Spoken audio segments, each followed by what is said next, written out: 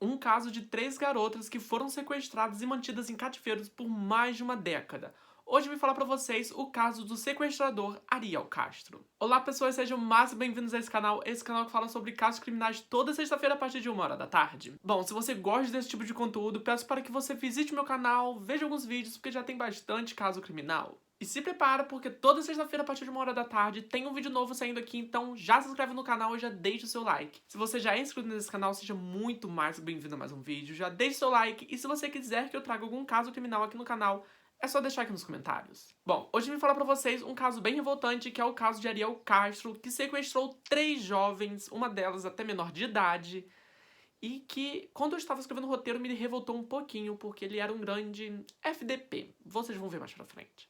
Mas então, chega de enrolação, chega de blá blá blá, sem mais delongas, simbora pro vídeo. O ano era 2002, quando Ariel Castro começou a sequestrar garotas. Ele sequestrou Michelle Knight, Amanda Mary e Gina de Jesus. Ariel Castro manteve as 3 meninas dentro de sua casa em Cleveland, onde ele torturava e também abusava das 3 meninas. O caso só foi descoberto em 2013, quase uma década depois do primeiro sequestro, quando uma das mulheres conseguiu fugir. No começo de agosto de 2013, exatamente no mesmo ano, ele foi levado para a prisão, onde cumpriria a prisão perpétua.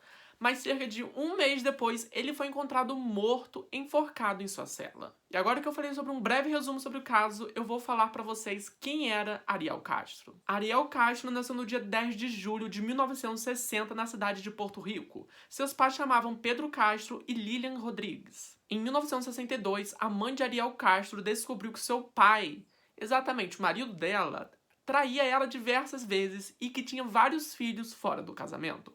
Foi então que ela decidiu se divorciar de Pedro Castro. Ariel Castro não teve uma infância muito boa e ele afirmou isso em uma carta que ele fez posteriormente, falando que ele era constantemente abusado pelos pais e também já foi, vamos dizer assim, estrupado pelo próprio tio. E nessa mesma época que Ariel Castro tinha 5 anos, Ariel foi abusado por um outro garoto mais velho de 9 anos. Embora ele nunca tenha relatado oficialmente o abuso, ele começou a sofrer com compulsões de sexo e também de masturbação muito cedo na sua vida. Durante esse tempo, Pedro Castro, o pai de Ariel, se mudou para a cidade de Pensilvânia, nos Estados Unidos, para poder procurar emprego. Nessa cidade ele já tinha uns parentes, ou seja, para ele foi fácil arranjar uma moradia. Enquanto isso, os filhos dele ficou com a avó paterna chamada Ercília Castro. Em 1966, a mãe de Ariel Castro decidiu voltar e ele foi morar junto com ela, mas segundo ele próprio, ela era muito abusiva e costumava bater em todos os seus filhos constantemente com qualquer objeto que ela via pela frente.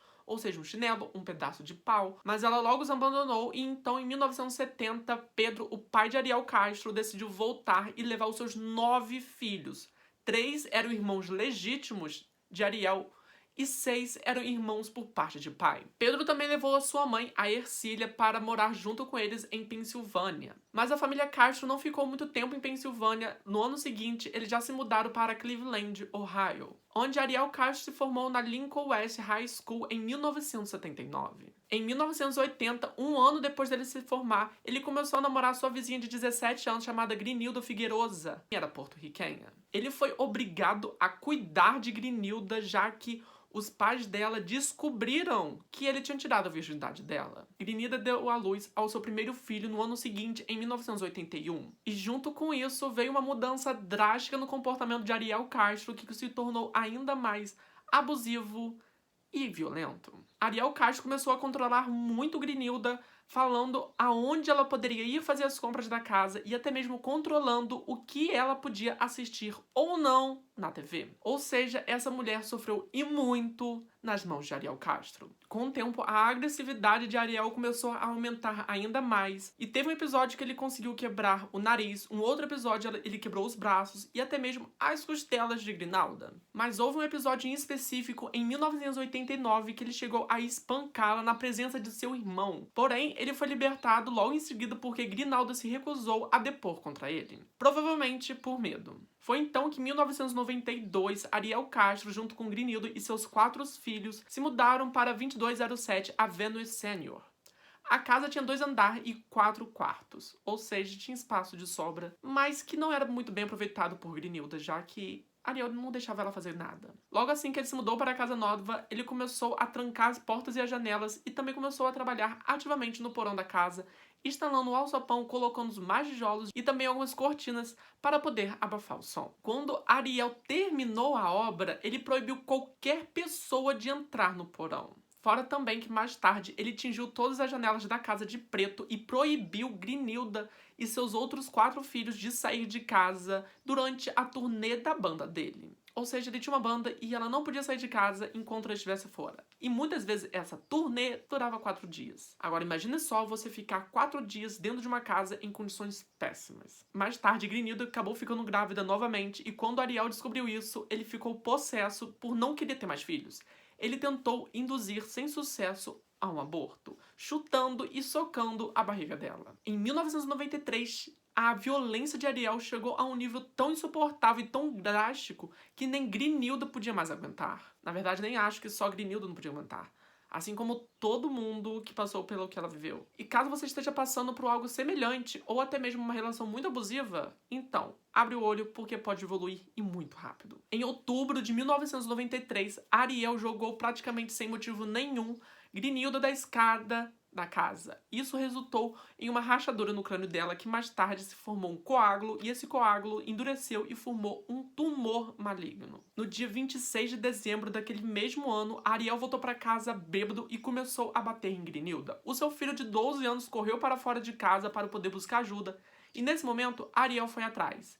E foi aí que Grinilda trancou ele pro lado de fora e ligou para a polícia. A polícia prendeu Ariel logo depois que ele tentou fugir dela e Grinilda foi chamada para depor em fevereiro do ano seguinte. Mas Ariel conseguiu se libertar mais uma vez depois de pagar uma fiança de $25.000. Mas antes da família entrar no prédio, Ariel se certificou de que eles não falariam nada, ameaçando eles, e foi então que, novamente, Grinilda deu um pé atrás por medo daquilo tudo. Depois desse momento, Grinilda se mudou para a casa da mãe e foi assim que Ariel Castro cortou completamente, ou quase completamente, os laços que ele tinha com a Grinilda e seus filhos. E assim, Ariel começou a reforçar ainda mais a casa com alguns materiais roubados de vizinhos. Ele também instalou alarmes por toda a casa e também alguns espelhos estrategicamente posicionados para que qualquer canto da casa ele pudesse observar. Em 1995, Grinilda passou por uma cirurgia no cérebro, onde ela conheceu também, lá no leito do hospital, um segurança que trabalhava lá, que se chamava Fernando Collum. Quando Ariel soube disso, ele ficou possesso e ligou para Fernando dizendo que eles não poderiam namorar, já que ela, Grinilda e Ariel estavam casados.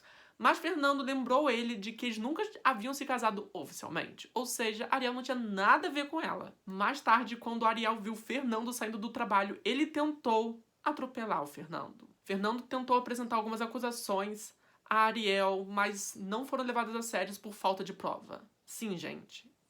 Esse cara está safando muito da polícia. Foi então que, finalmente, em 1997, Grinilda se separou oficialmente, vamos dizer assim, de Ariel, quando ela conseguiu a custódia dos filhos e não permitiu que Ariel visse eles durante muito tempo. Mas então vem aí a questão do sequestro, que pra mim é a parte mais bizarra. Michelle Knight tinha 21 anos na época e foi a primeira vítima de Ariel Castro. Ela foi sequestrada no dia 23 de agosto de 2002, quando ela estava saindo da casa do seu primo rumo a um prédio para saber sobre a custódia do seu filho. De acordo com ela, ela foi em uma floricultura em algum lugar para saber onde era e provavelmente Ariel Castro viu isso. De acordo com as autoridades que mais tarde entrevistaram ela logo após ela ser solta, ela aceitou a carona de Ariel Castro para que ele levasse ela até o prédio onde ela saberia sobre a custódia do filho. Ariel Castro deu a desculpa de que tinha uma cachorra com alguns cachorrinhos lá na casa dele e que ele teria que passar lá primeiro e até mesmo perguntou se ela queria algum cachorrinho para dar ao seu filho. E ela aceitou. Chegando na casa, Ariel Castro disse que a cachorra estava no andar de cima e então ambos foram até o segundo andar. E foi então que Michelle Knight foi aprisionada dentro daquele quarto e ficou lá durante um bom tempo até que ele levasse ela para o porão. Mais tarde, a polícia chegou a admitir que não tinha procurado direito Michelle, já que ela era adulta e também eles pensavam que ela tinha fugido da audiência do filho. O próximo sequestro aconteceu no dia 21 de abril de 2003, de Amanda Berry, um dia antes dela completar 17 anos. Ela desapareceu logo após sair do seu trabalho em uma lanchonete. Amanda aceitou o carona do Ariel Castro depois do mesmo dizer que tinha um filho que também trabalhava na lanchonete.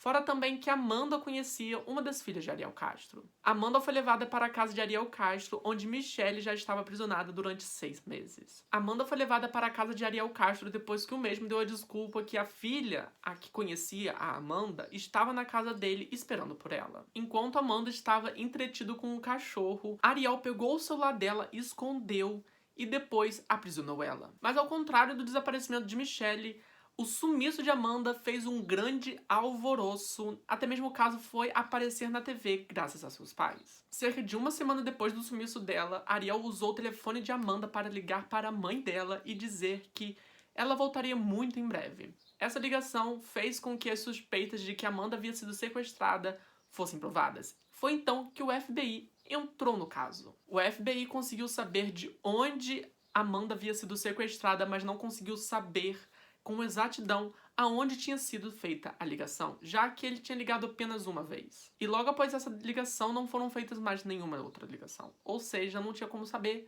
aonde Amanda estava. Enquanto tudo isso acontecia, Ariel Castro falou para Amanda que ligou para a casa dela dizendo que eles não precisariam mais procurar ela, já que ele e ela haviam se casado. Ou seja, o cara é bizarramente FDP. O próximo sequestro aconteceu no dia 2 de abril de 2004, quando ele viu a filha dele saindo com uma amiga chamada Gina de Jesus, de 14 anos, da escola. O pai de Gina de Jesus já tinha estudado com Ariel Castro e também ela era parente de Tito de Jesus, que era um cara integrante da banda de Ariel Castro. Quando as duas se despediram, Gina começou a caminhar direto para sua casa e Ariel começou a observar o comportamento de ambas as meninas. Mas primeiro, Ariel tinha saído de casa para pegar a filha, ao invés de sequestrar uma garota.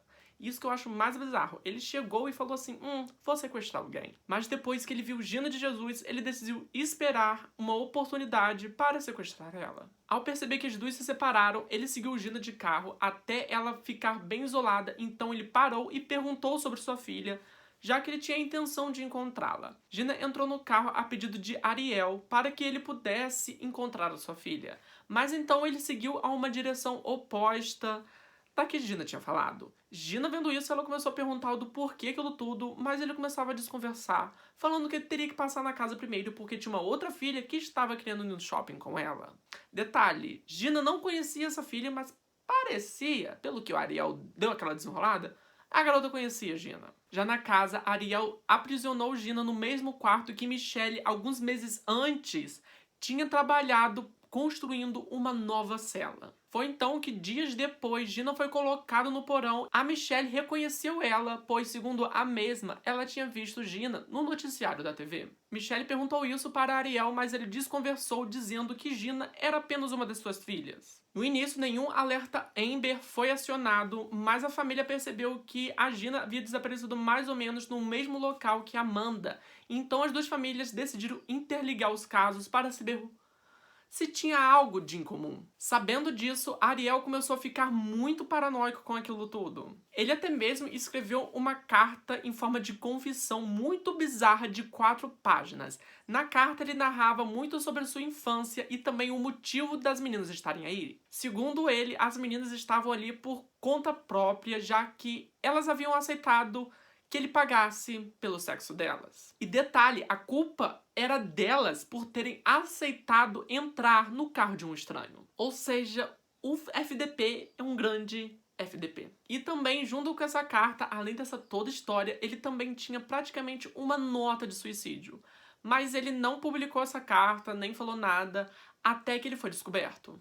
E ele deixou essa carta na gaveta da cozinha. Fora também que quando tudo isso acontecia, Ariel Castro participou de várias vigílias da família de Gina de Jesus por causa da garota e também chegou a distribuir alguns cartazes da garota porque ela havia desaparecido. Dá uma raivazinha esse caso. Mas então eu vou falar pra vocês um pouco do cativeiro e aqui eu já falo pra vocês que provavelmente vai ter alguns gatilhos. Eu tentei cortar o máximo de gatilhos possíveis, mas provavelmente vai ter algum. Enquanto as 3 mulheres eram mantidas em cativeiro na casa de Ariel Castro, ele tentava manter a vida exterior o mais normal possível. Ele também começou a passar mais tempo com seus filhos, ele também dava dinheiro e também alguns presentes. Embora seus filhos suspeitassem daquilo tudo, daquele comportamento, não passava pela cabeça deles que seu pai, na verdade, era um sequestrador e mantinha 3 meninas em cativeiro no porão de sua casa. Ariel Castro também tentou chamar Grinalda de volta para casa, mas ela se recusou e com isso Ariel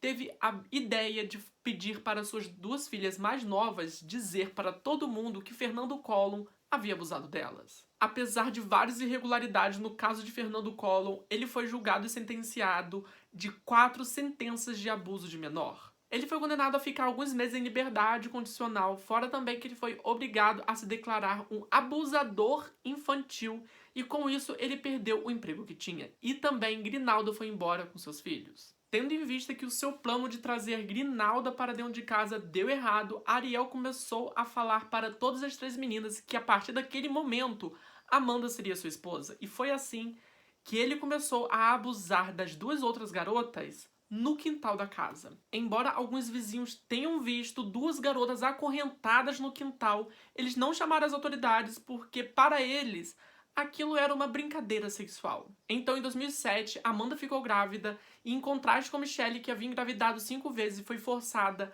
a abortar todas essas 5 vezes, Amanda começou a receber um tratamento especial, como receber comida regularmente, uma comida bem preparada, para que a gravidez fosse até o fim. A intenção de Ariel Castro, primeiramente, era pegar o bebê e colocar numa escadaria de alguma igreja para poder se ver livre. Mas ele começou a mudar de ideia. Quando Amanda entrou em trabalho de parto, Ariel pegou Michelle e levou ela para o porão, onde tinha uma piscina inflável e Amanda estava dentro, a fim de não haver resquícios do sangue de Amanda. Ele falou, praticamente obrigou a Michelle a ajudar Amanda e se caso acontecesse alguma coisa com o bebê, Michelle também morreria. Quando Ariel Castro descobriu que seu filho, na verdade, era uma menina, ele também descobriu uma outra coisa. O bebê estava morrendo e foi então que ele ameaçou Michelle e ela, num ato de desespero, decidiu fazer uma respiração boca a boca para salvar a vida de ambas. O nome do bebê se chamou Jocelyn. Amanda, com essa intenção, contrariou muitas vantagens de Ariel, já que ele tinha a vontade de ter um bebê registrado com o nome espanhol. Mas Amanda pisou firme e falou que não, que ela iria se chamar Jocelyn. A única ajuda que Ariel permitiu foi que Amanda pudesse sair de suas correntes para poder amamentar a bebê.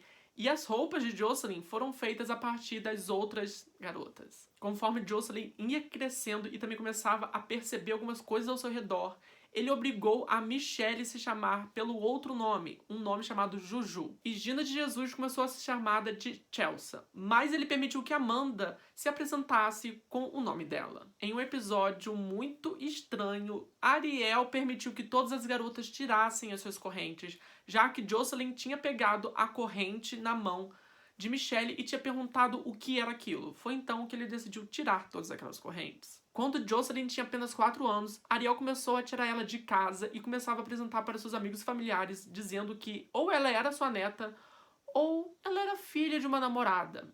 Embora ele não namorasse ninguém naquela época. Quando as pessoas começavam a perguntar para ele cadê a mãe da garota, ele falava que ela estava muito ocupada para tudo aquilo. E foi mais ou menos graças a Jocelyn que as garotas foram libertadas, e vocês vão entender isso agora. Quando Jocelyn começou a perguntar a Ariel por que de algumas portas internas estarem sempre trancadas quando ele saía, ele começou a destrancar algumas. No dia 6 de maio de 2013, Ariel Castro saiu da sua casa e fez uma escorregada não tanto comum. Ele deixou a porta da frente destrancada. Apesar disso, ele tinha parafusado uma barreira anti-tempestade. Ou seja, por mais que a porta estivesse trancada, as meninas estavam impedidas de sair da casa. Mas isso não impediu que Amanda fosse até a porta da frente e começou a gritar pedindo por ajuda. Foi então que um dos vizinhos percebeu e foi acudir o grito. Angel Cardoso, que era um vizinho, foi lá na casa, mas não conseguiu entender muita coisa do que Amanda estava falando porque seu inglês era bem fraco. Foi um outro vizinho chamado Charles Ramsey que foi até o local e conseguiu, junto com Angel, destruir a barreira e salvar Amanda, depois que ela foi identificada como sendo uma das garotas que haviam sumido. Depois da porta estar quebrada, ela conseguiu sair junto com a sua filha e pegou um telefone de um dos vizinhos e ligou para a polícia.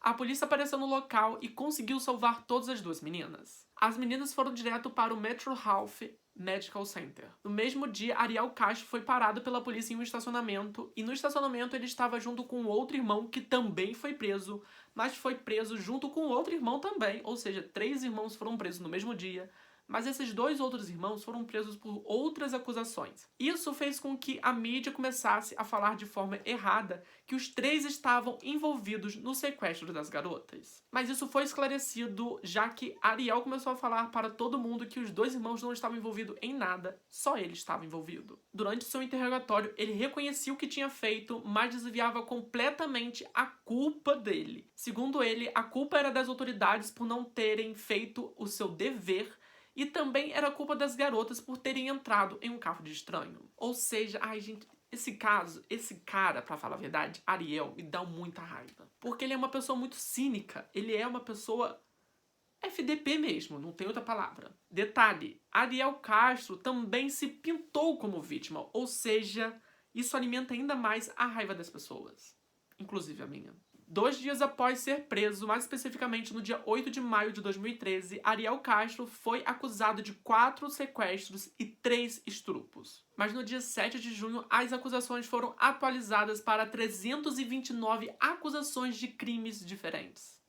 Ou seja, não tinha por onde ele escapar. Seus advogados de defesa recomendaram para que Ariel assumisse toda a culpa do crime para que ele pudesse pegar uma prisão perpétua e não a pena de morte. Ariel Castro foi condenado à prisão perpétua sem liberdade de condicional e, de acordo com o acordo juridicial, exigia a demolição da casa de Ariel Castro. Mas então, cerca de 1 mês depois da sua prisão, Ariel Castro foi encontrado na sua cela enforcado com algum lençol que estava lá. Mas então, esse foi o vídeo. Espero que vocês tenham gostado. Se gostaram, não esqueça de se inscrever aqui no canal e já deixar o seu like. E cara, que caso mais revoltante e que filho de uma mãe. É um caso que, novamente eu falo pra vocês tomarem muito cuidado, por mais que vocês conheçam a pessoa, ou se não conhecem, tomem muito cuidado no carro que vocês vão entrar. E eu fico embasbacado que tem muitas pessoas que simplesmente entram em carros, em caminhões, atravessam cidades, e isso me faz muito pensar também em uma outra coisa, que é que a gente entra em muito carro de estranho por causa de aplicativo. Enfim, fiquem muito de olho no que vocês vão fazer em diante. Mas então, até semana que vem para mais um caso criminal. Tchau, tchau.